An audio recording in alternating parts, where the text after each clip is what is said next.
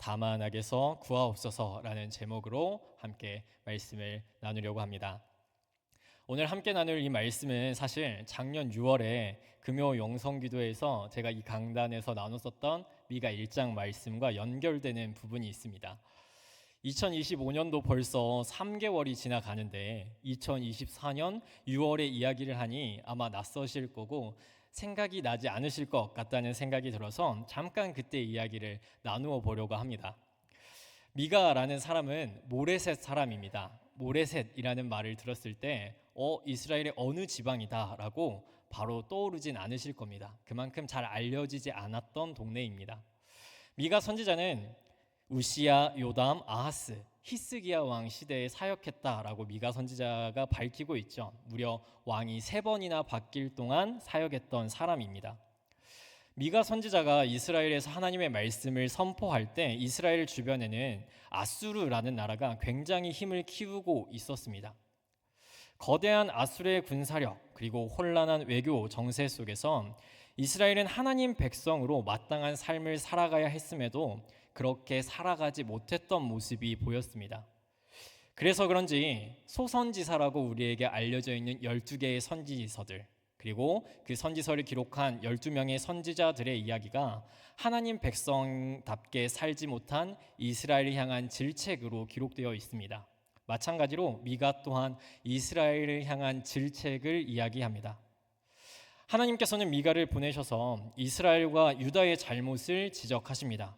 특별히 이스라엘 사람으로서 이스라엘의 멸망을 예언하고 이스라엘의 잘못을 말해야 했던 미가 선지자의 마음이 어떠했을까라고 생각하면서 미가 말씀을 읽어보면 미가 1장 말씀에 보이는 대로 애통함 그 자체라는 것을 알 수 있습니다. 미가의 애통한 마음이 표현된 부분이 화면에 나타난 1장 8절에도 잘 나타나 있습니다. 들개같이 그리고 타조같이 애통한다. 지난 시간에 타조같이 애통한다라는 말을 드리면서 타조가 울 때 마치 소리가 사람이 주먹을 입에 넣고 흐느껴 우는 소리와 비슷하다라는 말씀을 드린 적이 있습니다. 슬퍼 울지만 차마 그것을 다 표현할 수 없을 정도의 슬픔이 미가에게 있었다는 이야기겠죠. 이렇게 안타까운 마음을 가지고서도 미가는 이스라엘의 멸망과 이스라엘을 향한 심판을 예언해야만 했습니다. 왜냐하면 미가 1장부터 등장하는 이스라엘과 유다의 모습이 하나님이 보시기에 너무나도 악했기 때문입니다. 오늘 미가 2장 말씀에서도 여실히 그러한 모습들이 등장합니다. 미가 2장 말씀을 나누기 앞서서 한 가지 질문을 드리고 싶은데 우리가 성경을 읽다가 보면 열왕기 말씀이나 역대기 말씀을 읽게 됩니다. 그 말씀 속에서 이스라엘에 참 많은 왕들이 있었다라는 것을 알게 되죠.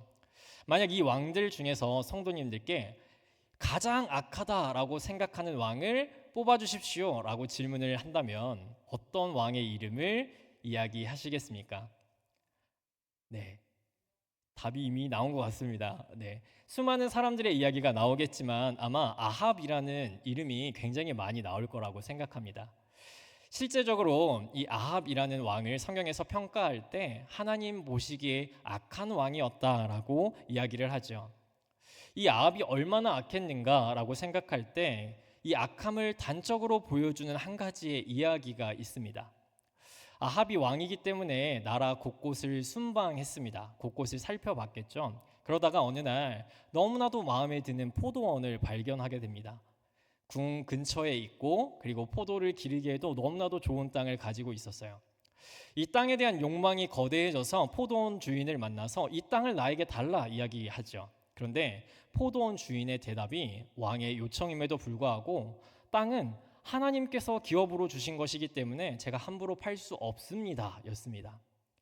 하나님이 왕이신 나라를 다스리는 왕이라면 그 대답을 들었을 때 맞다, 내가 잘못 생각했구나, 이 땅은 내가 가질 수 없는 것이구나 라고 생각해야 했음이 옳은데 아합은 머리로는 이해했을지 모르겠지만 마음으로는 포기를 못합니다. 얼마나 그 땅을 가지고 싶었는지 밤새 끙끙대도록 앓습니다. 얼마나 밤새 고민이 깊었는지 그 아내가 밤에 찾아와서 도대체 무슨 걱정이냐고, 무슨 일이 있길래 이러냐고 물어볼 정도였죠. 그때 아합이 자초지종을 설명하고 났을 때 이세벨이 이야기하죠. 뭘 그런 것 때문에 고민하자고. 내가 다 해결할 테니까 그만 들어가서 푹 자라고. 그 뒤에 일어난 일들이 어떤 일들이었냐면 하나님의 말씀을 따라 살았던 사람을 억울한 누명을 씌워서 죽였던 일이었습니다.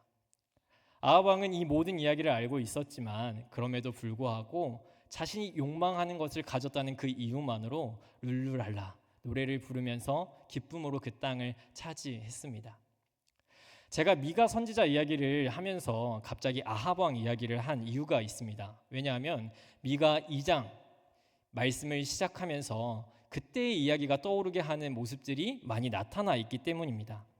미가 2장 1절의 말씀은 이렇게 시작합니다. 그들이 침상에서 죄를 꾀하며 악을 꾸미고 날이 밝으면 그 손에 힘이 있으므로 그것을 행하는 자는 화 있을진저. 아무도 보지 않는 그곳에서 죄를 생각하고 악을 계획했다라고 이야기를 하죠. 문제는 이런 마음을 품는 사람들에게 힘이 있어서 이 상상이 현실이 된다는 겁니다. 밤에 침실에서 했던 생각들이 진짜 우리의 삶에 나타난다라는 문제이죠. 미가 2장 말씀을 쭉 읽어보게 되면 대체로 은밀하게 사람들이 알지 못하게 계획했던 이 모든 것들이 이미 잘 살 수 있는 사람들이 다른 이들의 것을 가지고 오려는 시도였다라는 것을 우리는 알게 됩니다. 이스라엘의 상황에 대해서 잠깐 나눠보고 싶은데 이스라엘은 지리적인 특성상 주변 강대국의 눈치를 반드시 봐야 했던 나라입니다. 어떤 나라가 강력한 나라일까? 어떤 나라에 우리가 고개를 조아렸을 때 우리가 조금이라도 숨통이 트일까 늘 고민하면서 눈치를 봤던 나라입니다. 덕분에 부강했던 나라들이 어떤 나라인지 알게 되고 그 나라들의 조공도 바치고 많은 간섭도 받은 적이 있죠. 특별히 말씀을 나누면서 미가 선지자가 활동하던 그때에는 아수르가 굉장히 힘을 키우고 있었던 시기였다 말씀을 드렸습니다. 이스라엘은 이번에는 강력한 군사력을 가진 아수르의 속국이 됐습니다.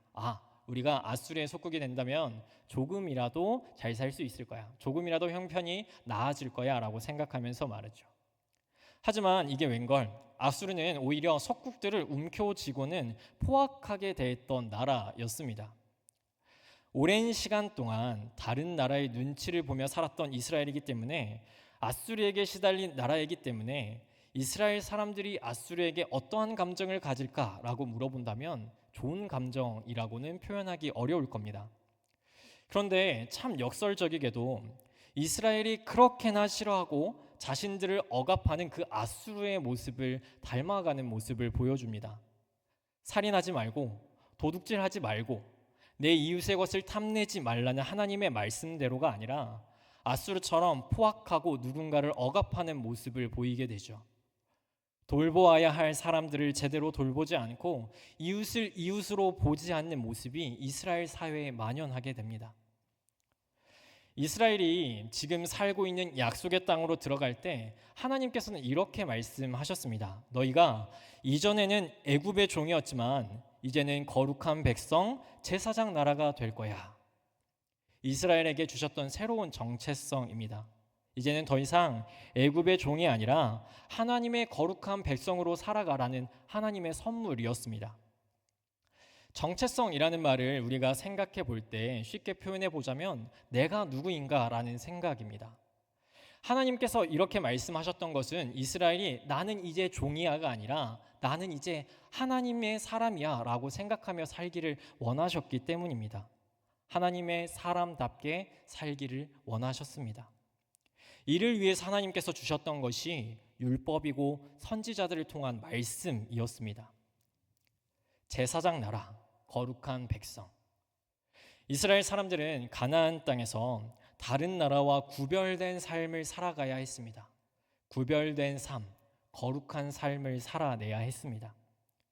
특별히 성경에는 이러한 이야기 외에도 구별되고 거룩한 사람들에 대한 여러 가지 이미지를 보여줄 때가 있습니다. 그 중에서 예수님의 말씀을 떠올려 보자면 예수님께서는 제자들을 향하여서 이렇게 말씀하셨습니다. 너희는 세상의 소금이다.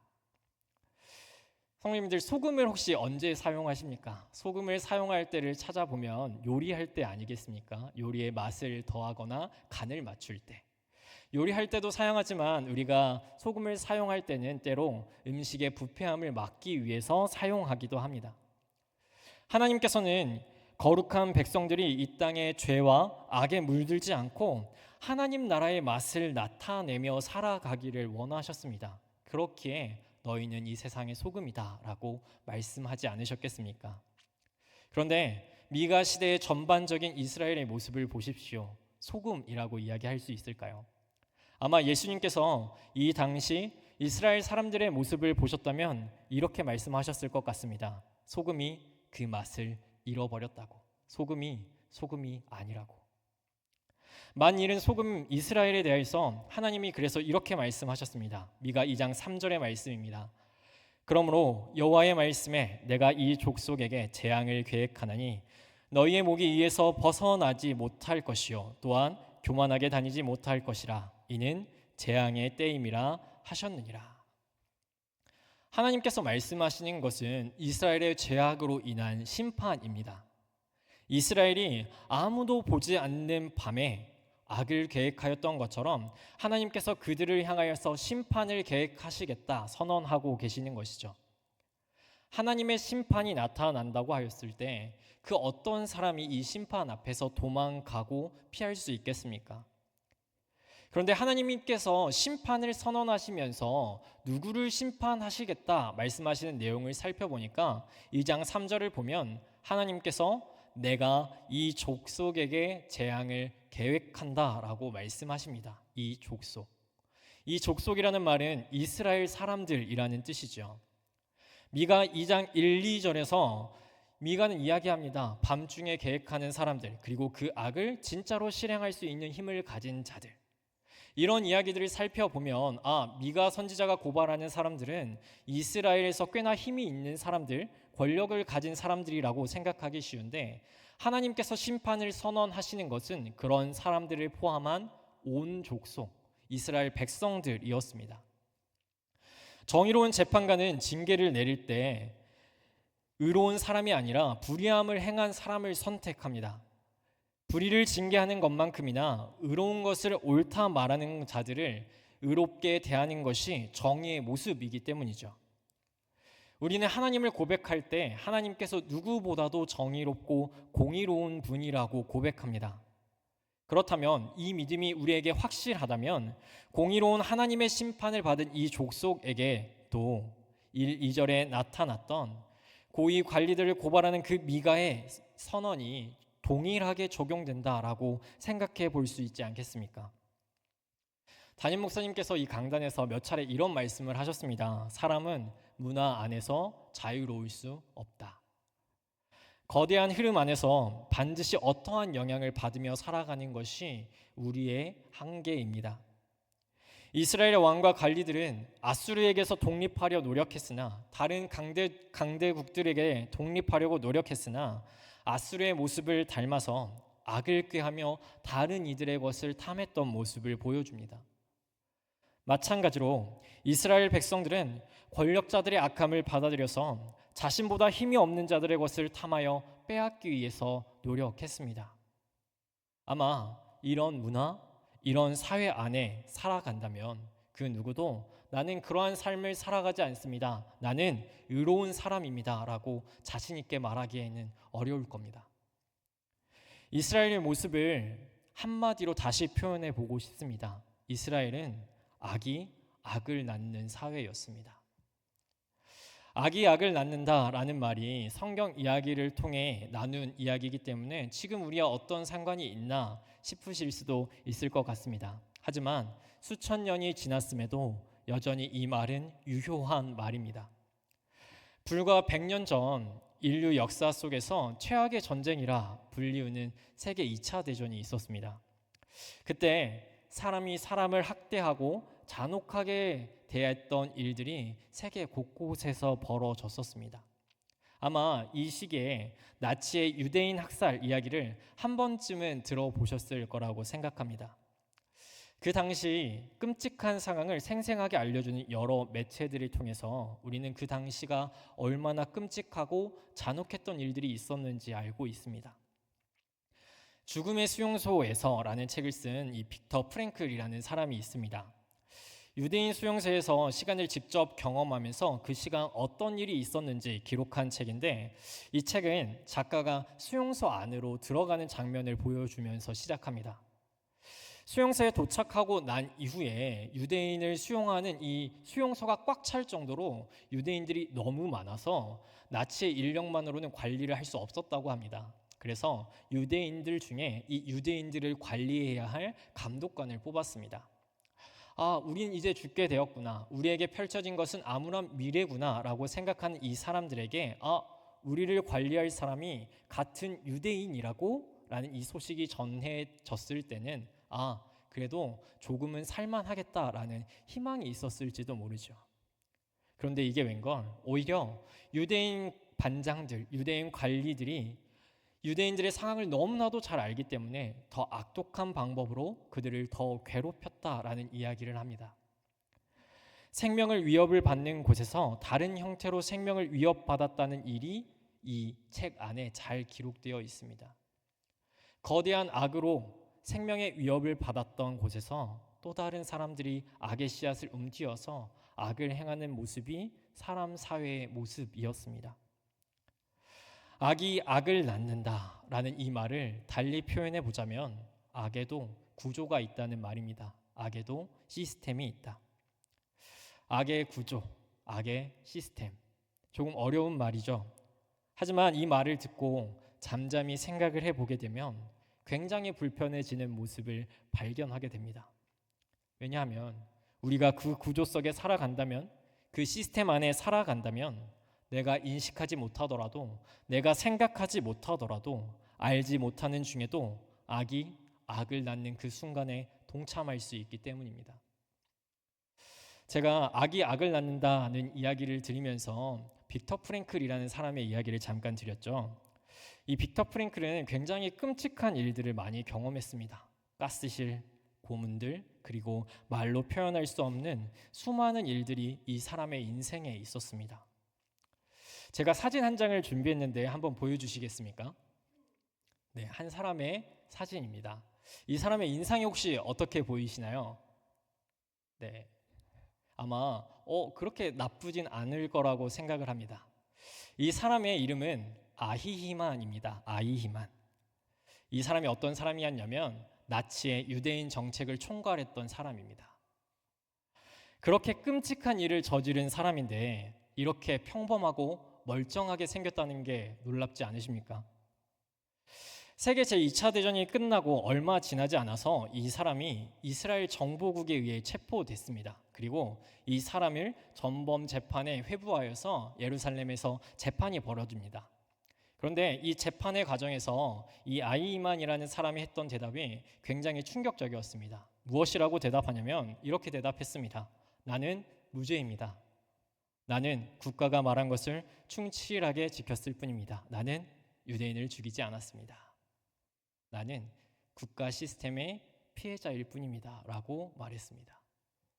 정말 그렇게 끔찍한 일들을 저질렀던 사람인데 너무나도 당당한 어처구니 없는 모습이 나타났었습니다. 악이 악을 낳는 구조 속에 어쩌면 우리에게 필요한 것은 악을 악이라고 생각하면서 인정하는 사실입니다. 그 구조가 시스템이 완전하고 무결하다라고 생각하는 순간 정말 끔찍한 일들을 했지만 시스템이 나를 그렇게 만들었을 뿐이라고 정당화해 버리고 맙니다.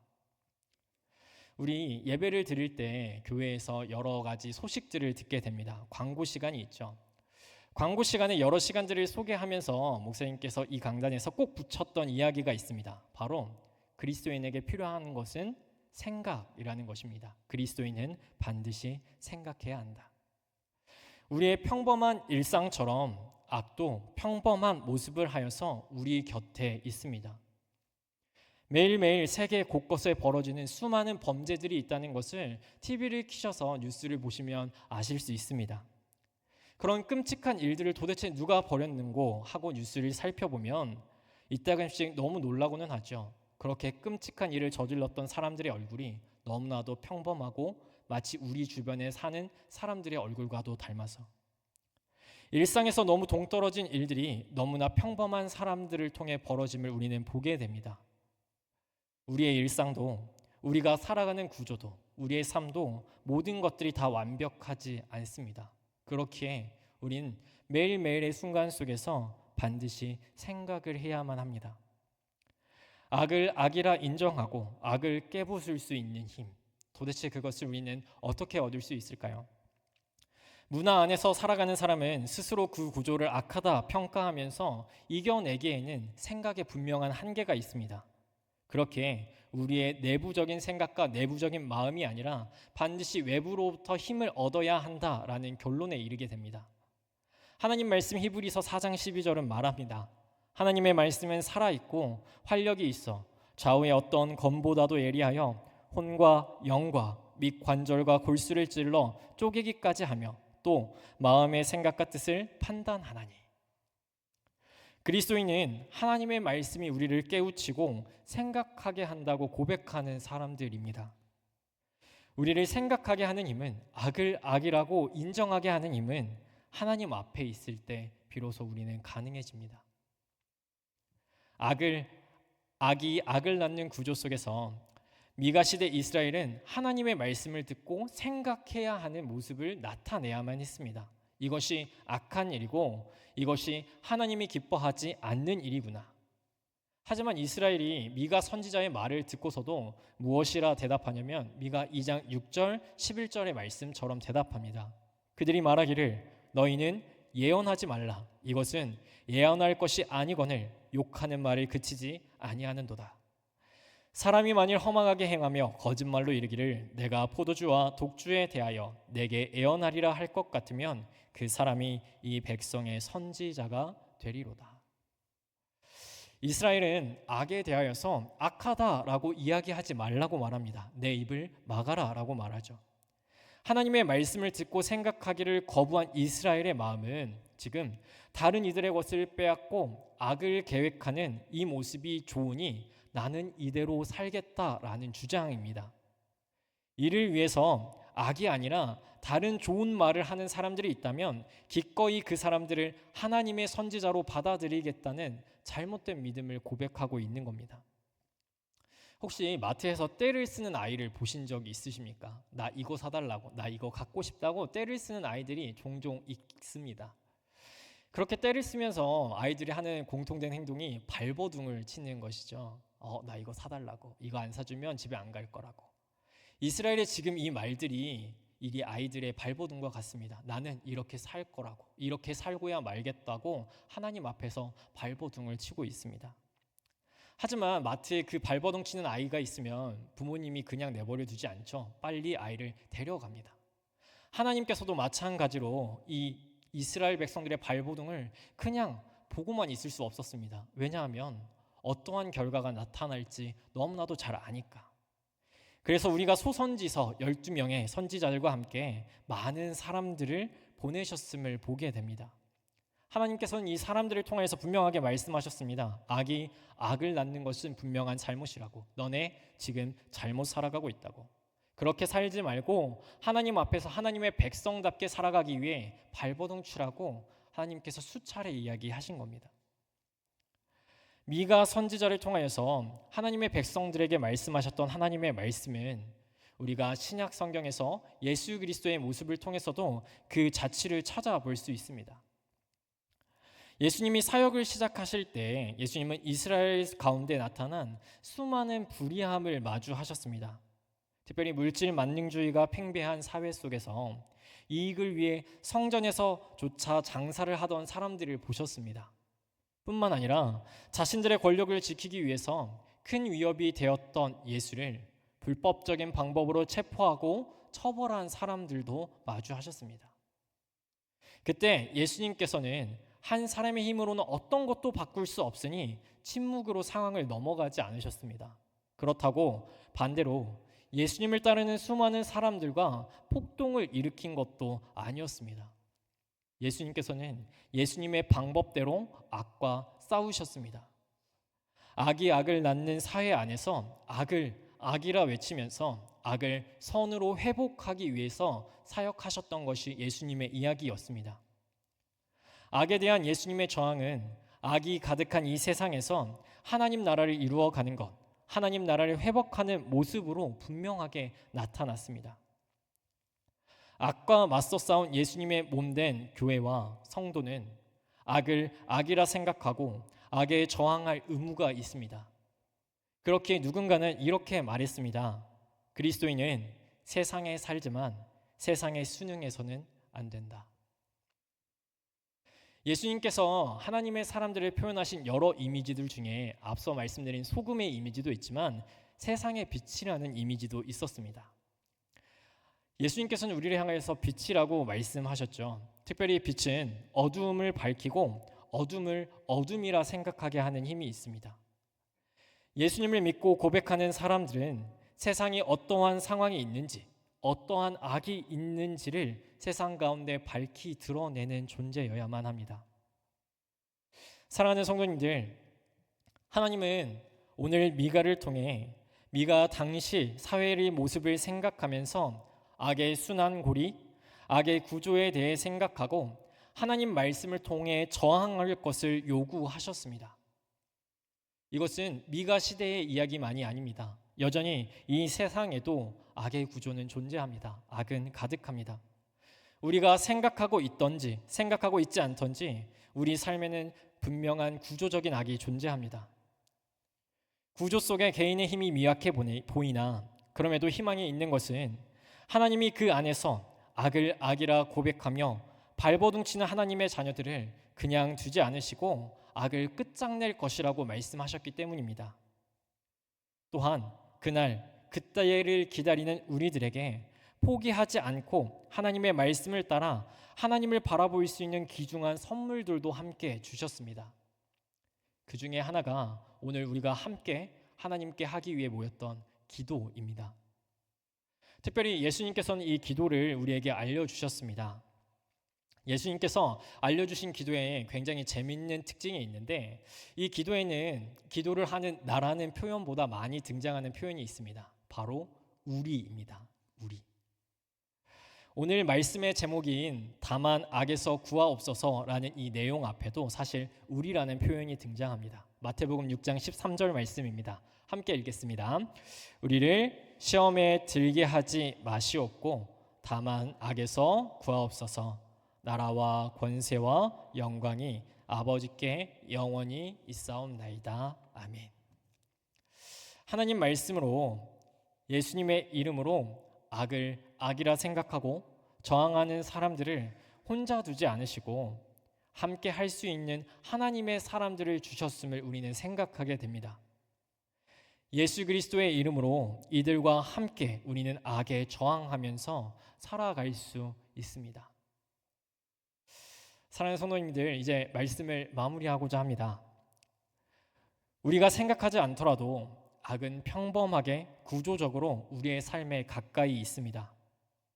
예수님처럼 악을 악이라 생각하고 인정하며 악을 선으로 회복하는 삶을 살아낼 수 있기를 원합니다. 마지막으로 이 모든 것들을 담아서 함께 나누고 싶은 기도문이 있습니다. 앞에 화면에 나오는 기도문을 길지만 함께 한번 읽어보겠습니다.